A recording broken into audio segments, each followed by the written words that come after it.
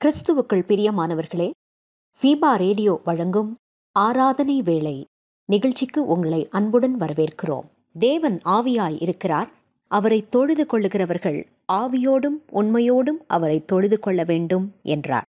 ஆராதனை வேளை நிகழ்ச்சியை நீங்கள் வாரந்தோறும் கேட்டு ஆசீர்வதிக்கப்பட்டு வருகிறீர்கள். நிகழ்ச்சி பற்றிய மேலான கருத்துக்களை கமெண்ட் செக்ஷனில் பதிவிடுங்கள். உங்கள் நண்பர்களுக்கும் இந்நிகழ்ச்சியை அறிமுகம் செய்யுங்கள். ஆராதனை வேளை.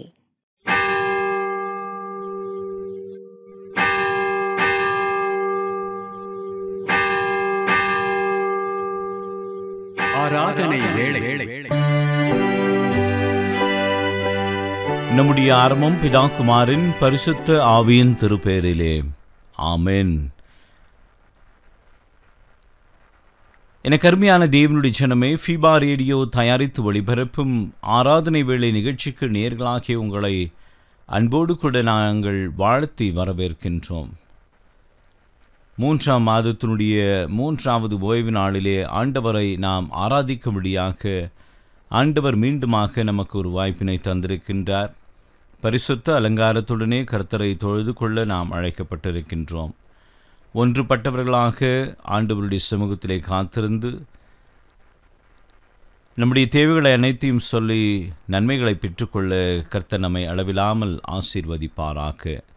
ஆண்டவரை நோக்கி நாம் மன்றாடுவோம். நேற்றும் இன்றும் என்றும் மாறாத எங்கள் அன்பின் ஆண்டவரே, இந்த அருமையான ஓய்வு நாளின் கால வேளைக்காக நாங்கள் உமக்கு நன்றி செலுத்துகின்றோம். 2024ஆம் ஆண்டிலே எங்களை பிரவேசிக்கச் செய்து 2 மாதங்களை கழித்து 3வது மாதத்தினுடைய 3வது ஓய்வு நாளிலே இப்படி பரிசுத்த சன்னிதானத்திலே நாங்கள் வந்து நீர் நடத்தின எல்லா வழிகளை நினைத்து பார்த்து தந்த நன்மைகளை எண்ணி பார்த்து உமக்கு நன்றி சொல்லவும், தொடர்ந்து எங்களை அர்ப்பணித்து இந்த ஆராதனை வேளை நிகழ்விலே பங்கு கொள்ளவும் எங்களுக்கு நீர் அருளை தாரும். பாடுகின்ற பாடல்கள், வாசிக்கின்ற வசனம், கேட்கின்ற சத்தியம், பெற்றுக்கொள்ளுகின்ற நன்மைகள், இவையெல்லாம் உம்முடைய நாமத்திற்கு மகிமையாகவும் எங்களுக்கு ஆசீர்வாதமாக அமைய அருள் செய்ய வேண்டும் என்று சொல்லி மன்றாடுகின்றோம். ஆண்டவரே, இந்த வேளையிலே இந்த ஆராதனை வேளை நிகழ்விலே பங்கு கொண்டிருக்கின்ற அந்த பிள்ளைகள் அனைவரையும் கண்ணோக்கி பாரும். எந்த இடத்தில் இருந்தாலும், எந்த நிலையில் இருந்தாலும் தேவனுடைய வல்லமை இறங்கட்டும், அவளோடு கூட இடைப்படட்டும். உடைய பிரசனம் அவளுக்கு ஆண்டவரை விளங்கும்படியாக நீர் வெளிப்படும். நீர் வழிநடத்தும். நாங்கள் நடந்து போகின்றோம். மீட்பர் இயேசு என்ற திருநாமத்திலே வேண்டி நிற்கின்றோம் பிதாவே. ஆமென். தேவனுடைய நாமத்தை புகழ்ந்து பாடும்படியாக கிறிஸ்து சபை பாமாலைகளிலே என் அருள்நாதா இயேசுவே சிலுவை காட்சி பார்க்கையில் என்ற பாடலை நாம் இணைந்து பாடுவோம்.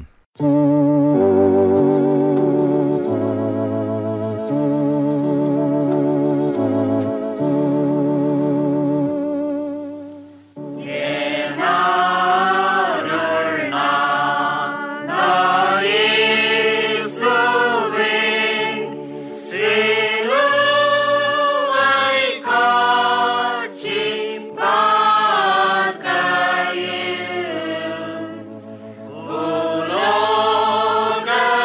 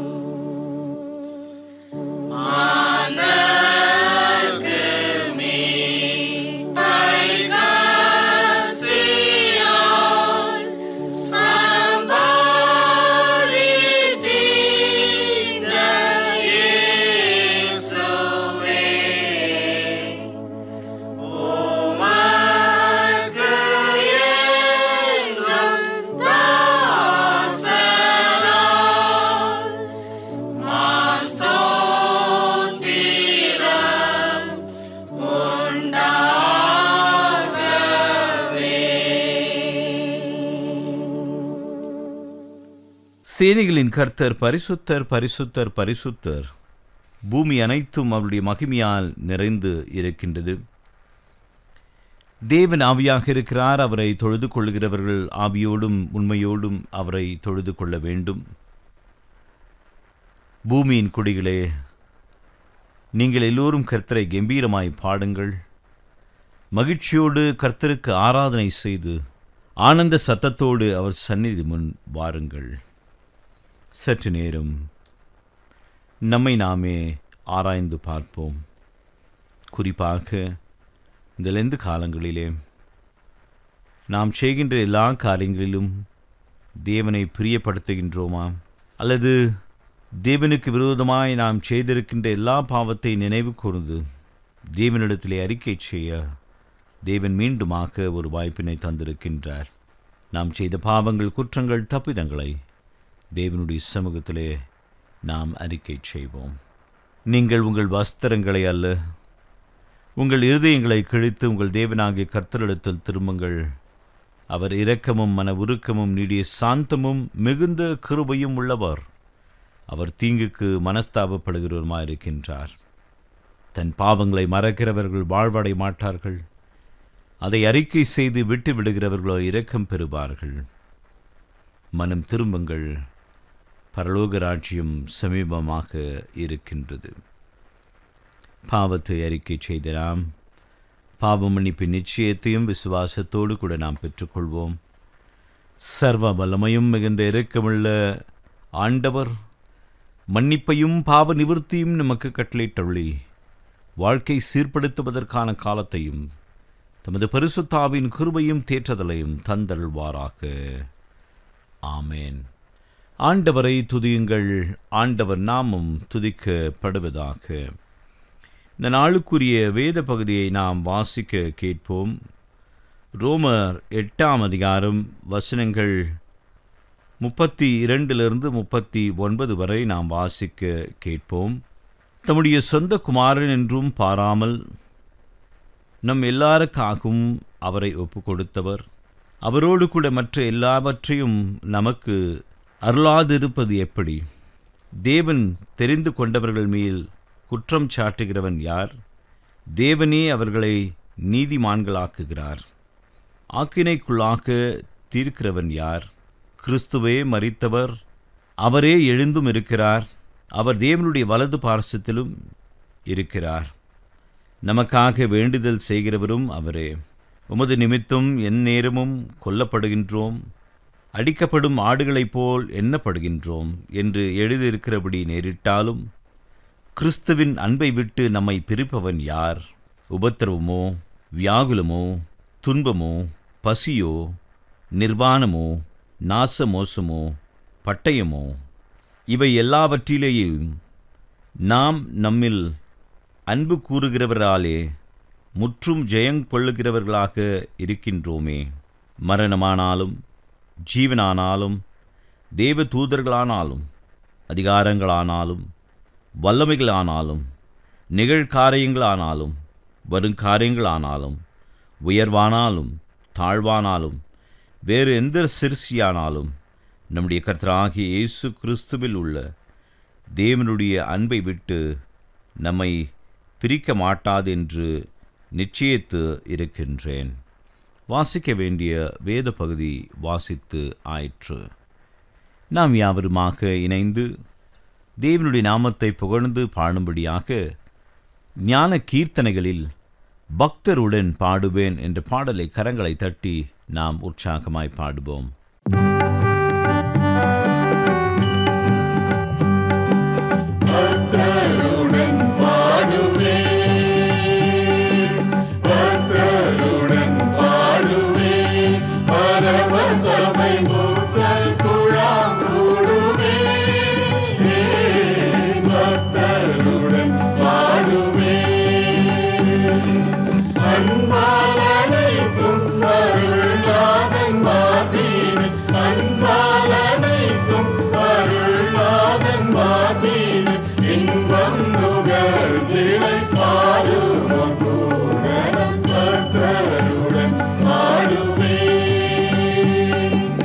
அன்பு அழியாத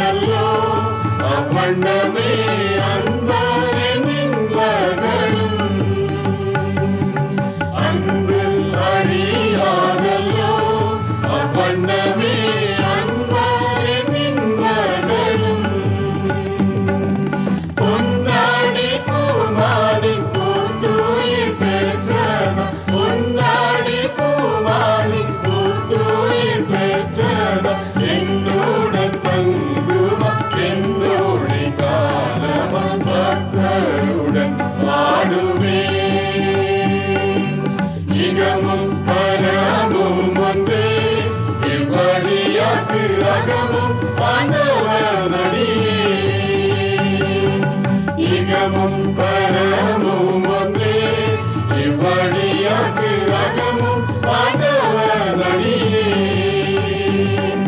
சுகமும் நற்செல்வமும் சூற்றமும் ஊற்றமும், சுகமும் நற்செல்வமும் சூற்றமும் ஊற்றமும், இகலில் வரட்சகன் இன்பப் பொற்பாதமே பக்தருடன் வாழுவே. தாயின் தயவுடையால் தமியனின் சேயன் கண்மூடுகையில், தாயின் தயவுடையால் தமியனின் சேயன் கண்மூடுகையில், மாயோலி பசும் பொன்னி பக்த சிந்தாமணி, மாயோலி பசும் பொன்னி பக்த சிந்தாமணி, தூயா திருமாதம் தரிசனம் தந்தர் பக்தருடன் பாடுவே. பக்தருடன் பாடுவே. பரம சபை மூத்த குழாங்கூடுவே. பக்தருடன் பாடுவே. பக்தருடன் பாடுவே. பக்தருடன் பாடுவே. பக்தருடன் பாடுவே.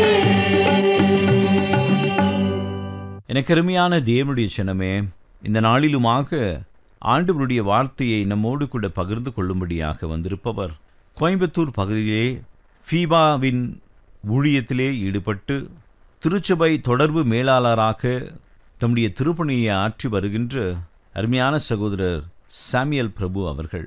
அருமையான சகோதரர் சாமியல் பிரபு அவர்கள் ஆண்டவருடைய வார்த்தைகளை இப்பொழுது நம்மோடு கூட பகிர்ந்து கொள்ளுகின்றார். விசுவாசம் உள்ளவர்களாக ஆண்டவருடைய சத்தியத்தை இப்பொழுது நாம் கேட்போம். ஃபீபா நேயர்களுக்கு அன்பின் வாழ்த்துக்கள். இந்த நாளிலே ரோமர் 8வது அதிகாரம் 33-34 வசனங்களின் அடிப்படையிலே நாம் எப்படி நம்மை ஆக்கினைக்குள்ளாக தீர்க்கிற அல்லது நமக்கு விரோதமாக நியாய தீர்ப்பை கொடுக்கிற சத்துருவானவனை மேற்கொள்ளலாம் என்பதை நாம் சிந்திக்கலாம். 33-34 வசனத்தை நான் வாசிக்கிறேன். தேவன் தெரிந்து கொண்டவர்கள் மேல் குற்றம் சாட்டுகிறவன் யார்? தேவனே அவர்களை நீதிமான்கள் ஆக்குகிறவர். ஆக்கினைக்குள்ளாக தீர்க்கிறவன் யார்? கிறிஸ்துவே மரித்தவர், அவரே எழுந்தும் இருக்கிறவர், அவரே தேவனுடைய வலது பாரிசத்திலும் இருக்கிறவர், நமக்காக வேண்டுதல் செய்கிறவரும் அவரே. இந்த பகுதியில் தேவனால் தெரிந்து கொள்ளப்பட்ட மனிதர்களின் மீது ஒருவரும் குற்றம் சுமத்த முடியாது, குற்றஞ்சாட்ட முடியாது என்பதாக அப்போஸ்தலனாகிய பவுல் குறிப்பிடுவதை நாம் கவனிக்கலாம். ஆக்கினை தீர்ப்பு கொடுக்கும் அதிகாரம் ஆண்டவருக்கு மாத்திரமே உள்ளது. ஆனாலும் நம்மீது குற்றஞ்சாட்டும்படி அநேகர் உள்ளனர். குறிப்பாக அதிலே மிகவும் பிரதானமானவன் நம்முடைய சத்துருவாகிய பிசாசானவன். 1 பேதுரு 5வது அதிகாரம் 8வது வசனத்திலே அவன் கெர்ச்சிக்கிற சிங்கம் போல எவனை விழுங்கலாமோ என்று வகை தேடி சுற்றித் திரிகிறான் என்று பார்க்கிறோம். யோபு 1வது அதிகாரத்திலே சாத்தான் மற்றவர்களை குற்றஞ்சாட்டும்படிக்காக பரலோகத்திற்குள்ளும் சென்று தேவனுக்கு முன்பாக நிற்பதாக நாம் பார்க்கிறோம். 2வது அதிகாரத்திலும் அவரை காண்கிறோம். யோபுவின் மீது குற்றம் சுமத்துகிறான். அங்கே அவனது நோக்கம் யோபுவை குறை சொல்லுவது அல்ல, ஆண்டவரை குறை சொல்லுவதுதான். அவன் சொல்லுகிறான், நீர் யோபுவை இவ்வளவாக ஆசீர்வதித்து வைத்திருக்கிறீர், எனவே அவன் உண்மை உள்ளவனாக இருக்கிறான், அவனுடைய ஆசீர்வாதங்களை எடுத்து பாருங்கள், அப்பொழுது உம்மை தூஷிக்கானோ என்று சொல்லி அவன் குற்றஞ்சாட்டுகிறதை நாம் பார்க்கிறோம். சில வேளைகளிலே ஆண்டவர் நம்மை சில பாடுகளினூடாக உபத்திரவங்களினூடாக அனுமதிக்கிறார். எல்லா ஆசீர்வாதங்களும் தேவனிடத்திலிருந்து வருவதில்லை. அதே போல் எல்லா துன்பங்களும் துயரங்களும் உபத்திரவங்களும் சாத்தானிடத்திலிருந்தும் வருவதில்லை. அதை நாம் சரியாக புரிந்து கொள்ள வேண்டும். சில வேளைகளிலே நம்முடைய ஆவிக்குரிய வாழ்க்கையை ஸ்திரப்படுத்த, நம்மை மேன்மைப்படுத்த, நமக்கு கற்றுக் கொடுக்க, இன்னும் அதிக உண்மையுள்ளவர்களாக ஆக்க தேவனும் கூட நம்மை உபத்திரவத்தினூடாக செல்லும்படிக்காக அனுமதிக்கலாம்.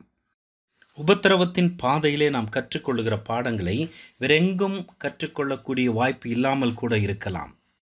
சத்துருவாக்கிய பிசாசானவனை எவ்வாறு மேற்கொள்ளுவது? முதலாவது குறிப்பு, நம்முடைய ரட்சிப்பை குறித்து நாம் உறுதி உள்ளவர்களாக இருந்தால் சத்துருவை ஜெயித்து விடலாம்.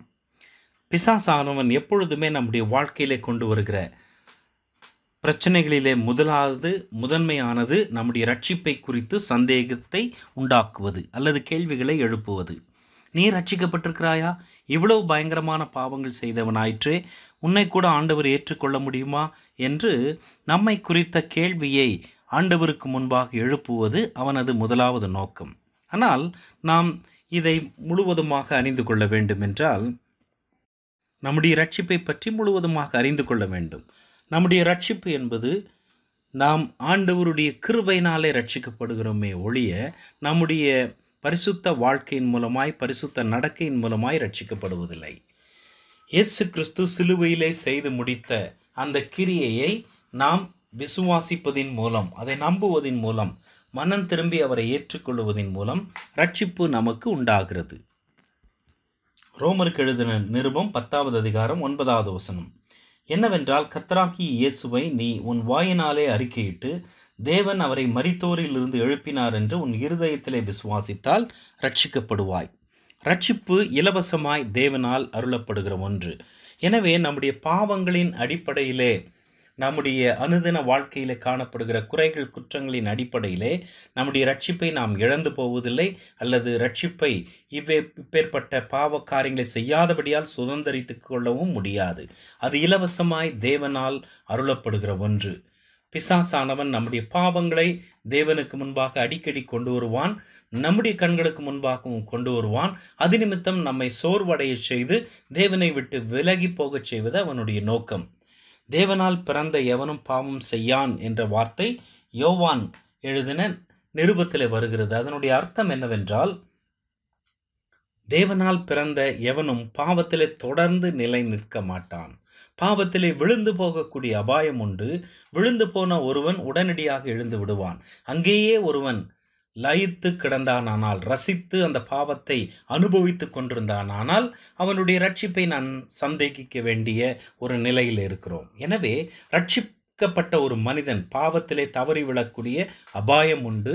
ஆனால் நிச்சயமாக விழ வேண்டும் என்ற அவசியமில்லை. விழுந்த அவன் அங்கேயே தங்கிவிடக்கூடாது. உடனடியாக சுதாரித்து எழுந்து மனம் திரும்பி ஆண்டவர் அண்டையிலே வர வேண்டும். கண்களின் இச்சை, மாம்சத்தின் இச்சை, ஜீவனத்தின் பெருமை என்ற 3 பெரும் பகுதிகளாக அல்லது பிரிவுகளாக உலகத்தின் பாவங்களை நாம் வகைப்படுத்தினால் ஏதோ ஒன்றிலே நாம் அடிக்கடி விழுந்து போய் கொண்டே இருக்கிறோம். ஆனால் ஆண்டவருக்கு ஸ்தோத்திரம், நம்முடைய பாவங்களை இயேசு கிறிஸ்து சுமந்து தீர்த்து விட்டார். எனவே மனம் திரும்பி ஆண்டவர் அண்டையிலே வரும்பொழுது பாவங்களை அவர் மன்னிக்கக்கூடியவராக இருக்கிறார். நம்முடைய பாவங்களை அவர் தனக்கு முன்பாக வைத்திருப்பது இல்லை. சத்துருவானவன் அதை வைத்து நம்மை வஞ்சிக்கக்கூடியவனாக இருக்கிறான். ஆனால் கர்த்தரோ நம்முடைய பாவங்களை மன்னித்து மறந்து தனது முதுகுக்கு பின்பாக எறிந்து போடுகிறார். எனவே எனக்கு அன்பானவர்களே, நம்முடைய ரட்சிப்பை குறித்து உறுதியாக நாம் அறிந்திருக்க வேண்டும். அதிலே நமக்கு சந்தேகம் இருக்கக்கூடாது. நம்முடைய பாவங்களை அறிக்கையிடும்போது பாவி என்ற உணர்வடைந்து ஆண்டவரிடத்திலே மனம் திரும்பி வரும்பொழுது ரட்சிப்பை தேவன் அருளி செய்கிறார். இதற்காக நாம் ஒன்றும் கிரியை செய்வதில்லை, ஆண்டவருடைய கிருபையினால் பெற்றுக்கொள்கிறோம். இதிலே நாம் உறுதியோடு இருந்தால் சத்துரு கொண்டு வருகிற சோதனைகளை மேற்கொள்ளலாம். இரண்டாவதாக, தேவனது சர்வ வல்லமையை நாம் சார்ந்திருக்கக்கூடியவர்களாக இருக்க வேண்டும், அல்லது சகலத்திற்கும் போதுமானவர் என்ற நம்பிக்கை இருக்குமானால் அப்பொழுது சத்துருவானவனை எளிதிலே நாம் மேற்கொள்ளலாம், சந்தேகங்களை உடைத்தெறியலாம். நம்முடைய பரிசுத்த வாழ்க்கையிலே தொடர்ந்து நம்மை நிலைநிறுத்தி கொள்ள, பாதுகாத்து கொள்ள தேவன் போதுமானவராக இருக்கிறார். யோவான் 10வது அதிகாரம் 28-29 வசனங்களிலே நீங்கள் பார்த்தால், என் ஆடுகள் என் சத்தத்திற்கு செவி கொடுக்கும் என்று சொல்லிவிட்டு அதை ஒருவனும் என்னுடைய கரங்களிலிருந்து பறித்து கொள்ள முடியாது என்று ஆண்டவர் சொல்லுகிறார். என்னுடைய அர்த்தம் என்ன? அவர் அண்டையிலே அவரை விசுவாசித்து நம்பி வந்த ஒருவன் அவரால் கைவிடப்படுவதில்லை. அவனை அவர் பாதுகாக்கிறார். சோதனைகளை வரலாம், போராட்டங்கள் வரலாம், சத்துருவானவன் நம்மை விழ பல காரியங்களை செய்ய முற்படலாம். ஆனால் தேவன் தமது கரத்திலே வைத்து நம்மை பாதுகாத்து கொள்ளுகிறார். பிலிப்பியர் 4:13 அப்போஸ்தலனாகிய பவுல் கூறுகிறார், என்னை பலப்படுத்துகிற கிறிஸ்துவினாலே எல்லாவற்றையும் செய்ய எனக்கு பலனுண்டு என்று. எனவே கிறிஸ்துவானவர் எல்லாவற்றுக்கும் போதுமானவர் என்ற விசுவாசம் நமக்கு இருக்குமானால், அப்பொழுது நாம் சத்துருவானவன் கொண்டு வருகிற சந்தேகங்களை மேற்கொண்டு அவனை ஜெயித்து வாழ முடியும். நம்மை ஒருவரும் ஆக்கினைக்குள்ளாக தீர்க்க முடியாது, ஒருவரும் நம் மீது குற்றஞ்சாட்ட முடியாது. யூதா எழுதின பொதுவான நிருபம் 1:24 வழுவாதபடி உங்களை காக்கவும் தமது மகிமையுள்ள சன்னிதானத்திலே மிகுந்த மகிழ்ச்சியோடே உங்களை மாசற்றவர்களாய் நிறுத்தவும் வல்லமை உள்ளவரும் தாம் ஒருவரே ஞானமுள்ளவருமாகிய நம்முடைய இரட்சகரான தேவனுக்கு கனமும் மகத்துவமும் வல்லமையும் அதிகாரமும் இப்பொழுதும் எப்பொழுதும் உண்டாவதாக. ஆமென். இந்த வசனங்களிலே அப்போஸ்தலனாகிய யூதா கூறுகிறார், நம்மை காக்கக்கூடியவர் தேவன். அவரே நம்மை முழுவதுமாக காத்து தேவ சந்நிதியிலே நம்மை பரிபூர்ணமாக கொண்டு போய் சேர்ப்பார் என்பதை உறுதியாக அவர் வெளிப்படுத்துகிறார். எனவே எனக்கு அன்பான ஃபீபான் நேயர்களே, நம்முடைய வாழ்க்கையிலே குற்றஞ்சாட்டுகிற சத்துருவானவனை மேற்கொள்ள வேண்டுமென்றால் தேவன் அல்லது கிறிஸ்து முழுவதுக்கும் போதுமானவராக இருக்கிறார். அவருடைய பலத்த கரத்துக்குள்ளே நாம் அடங்கி இருந்தால் பாதுகாக்கப்படுவோம் என்ற நம்பிக்கையோடு கூட காணப்படுவோம். மூன்றாவதாக, பிசாசானவனுக்கு சத்துருவானவனுக்கு எந்த விதமான இடத்தையோ அல்லது வாய்ப்பையோ நாம் கொடாமல் இருக்க வேண்டும். சத்துருவானவன் நமக்குள்ளே மோசமான விதைகளை தூவ நாம் அனுமதிக்கக்கூடாது, அதை நாம் உற்சாகப்படுத்தக்கூடாது. சத்துருவானவன் நமக்குள்ளே இச்சைகளை கொண்டு வர நம்மை விட்டு கொடுக்கக்கூடாது.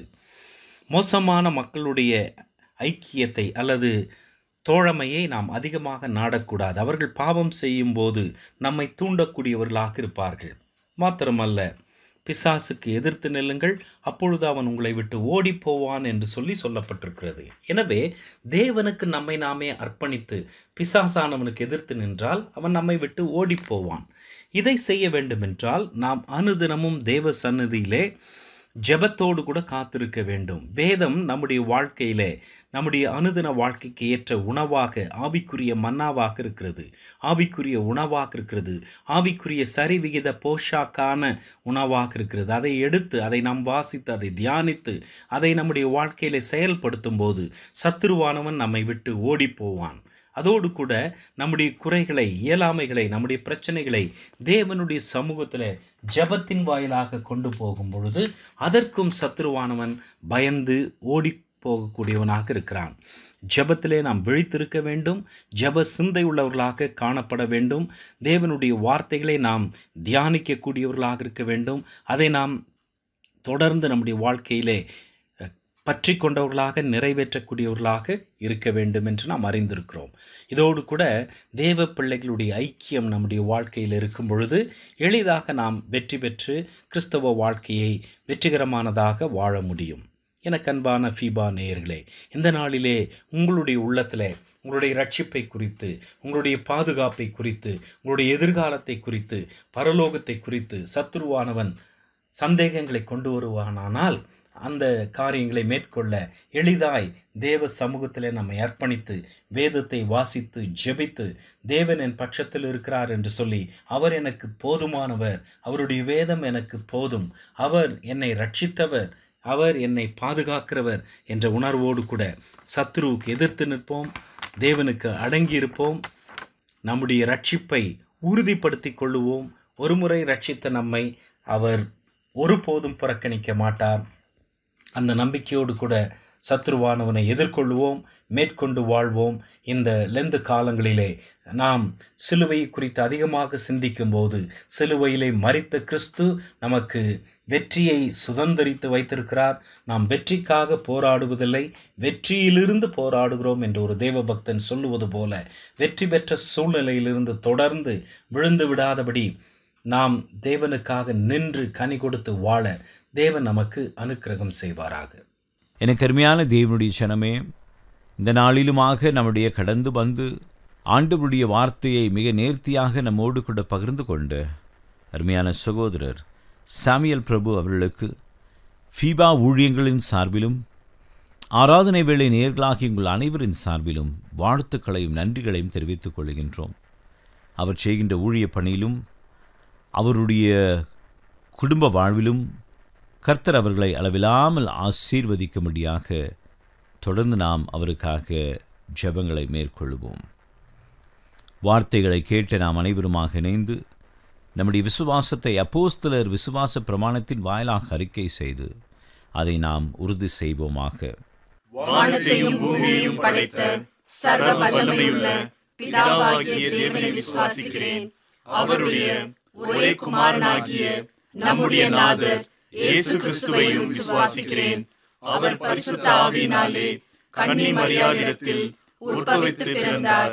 பொந்தியு பிலாத்துவின் காலத்தில் பாடுபட்டு சிலுவையில் அறையுண்டு மரித்து அடக்கம் பண்ணப்பட்டு பாதாளத்தில் இறங்கினார்.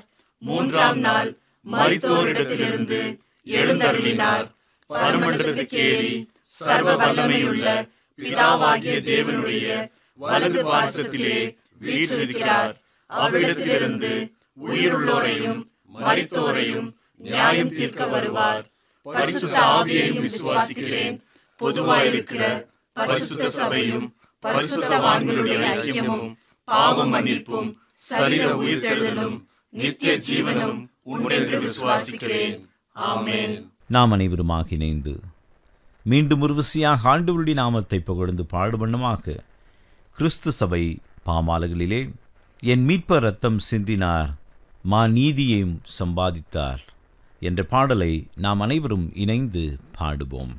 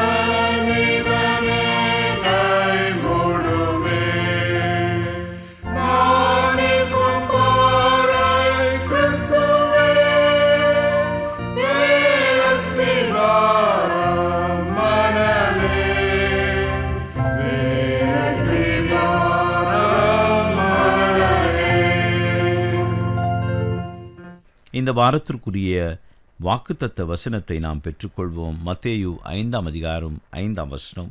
சாந்த குணமுள்ளவர்கள் பாக்கியவான்கள், அவர்கள் பூமியை சுதந்திரித்து கொள்வார்கள். ஆண்டவரை நோக்கி நாம் விண்ணப்பம் செய்வோம்.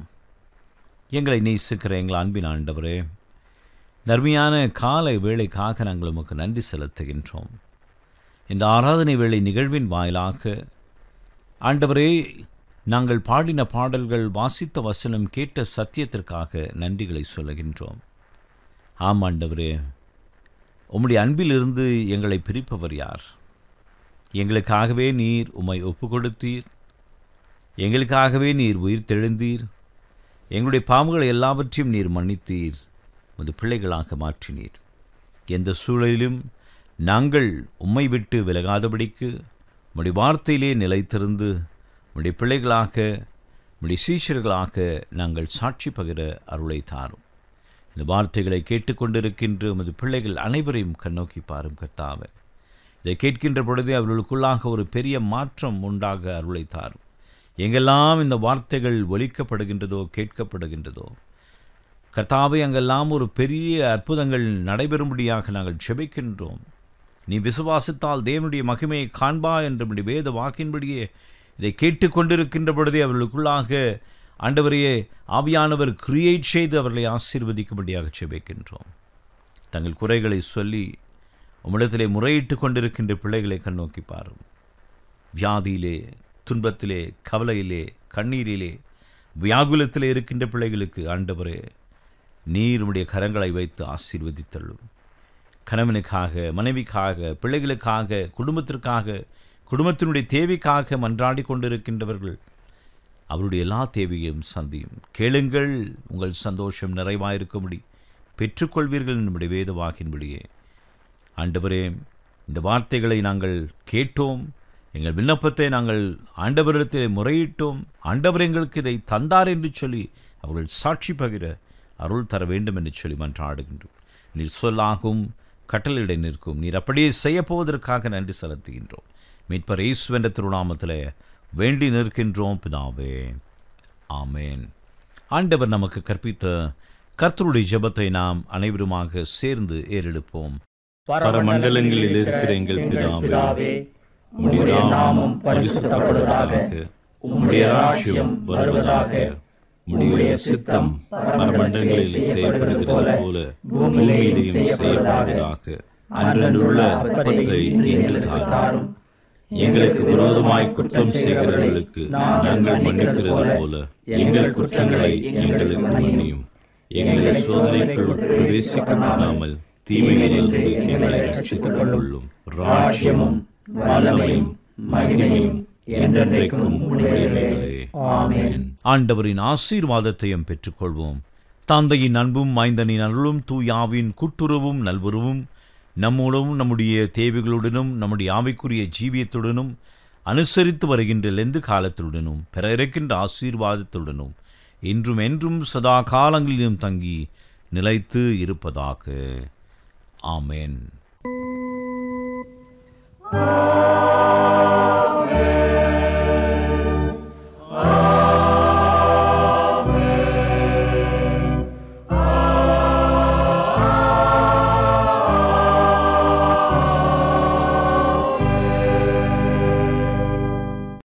ஆண்டவர் உங்களோடு இருப்பாராக. சமாதானத்துடன் சென்று வாருங்கள். மீண்டும் நினைவுபடுத்துகிறோம் நேர்களே, நீங்கள் ஃபீபா ரேடியோவின் நிகழ்ச்சிகள் பற்றிய தகவல்களை அறிந்து கொள்ள விரும்பினால் டிஸ்கிரிப்ஷன் பாக்ஸில் கொடுக்கப்பட்டுள்ள லிங்கை கிளிக் செய்யுங்கள். மேலும் நீங்கள் எங்களோடு தொடர்பு கொள்ள விரும்பினால் டிஸ்கிரிப்ஷன் பாக்ஸில் கொடுக்கப்பட்டுள்ள அலைபேசி மற்றும் தொலைபேசி எண்களை தொடர்பு கொள்ளலாம். வாழ்த்துக்கள் கூறி விடை பெற்றுக் கொள்கிறோம். வணக்கம் நேர்களே.